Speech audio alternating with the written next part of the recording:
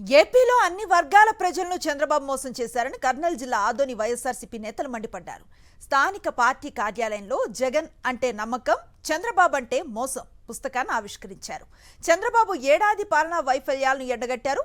చంద్రబాబు ప్రజలకు చేసిన మోసాలను ప్రజలకు అర్థమయ్యేలా పుస్తకంలో పొందుపరిచినట్లుగా వివరించారు. సూపర్ 6 హామీలను కూటమి సర్కార్ గాలి కొదిలేసిందని ఫైర్ అయ్యారు. రానున్న రోజుల్లో ప్రజలు బాబుకు బుద్ధి చెప్తారన్నారు.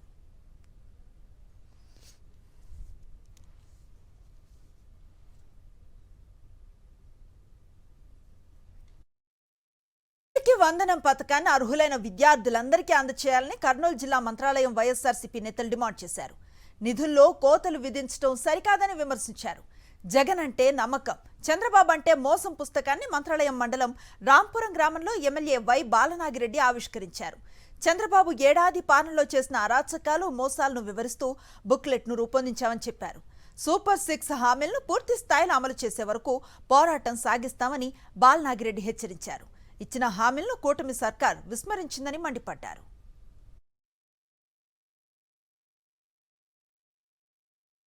సూపర్ 6 పేరుతో ప్రజలను చంద్రబాబు, కూటమి నాయకులు మోసం చేస్తున్నారని మండిపడ్డారు. విజయనగరం జిల్లా బొబ్బిలి వైఎస్ఆర్సీపీ నేతలు కూటమి సర్కార్ ఏడాది పాలనపై వెన్నుపాటు పుస్తకాన్ని మాజీ ఎమ్మెల్యే వెంకట చిన్నప్పల నాయుడు ఆవిష్కరించారు.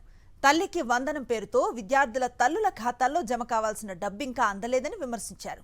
వైఎస్ఆర్సీపీ ప్రభుత్వం అమలు చేసిన విధంగానే కూటమి ప్రభుత్వం పథకాలను అమలు చేయాలని డిమాండ్ చేశారు.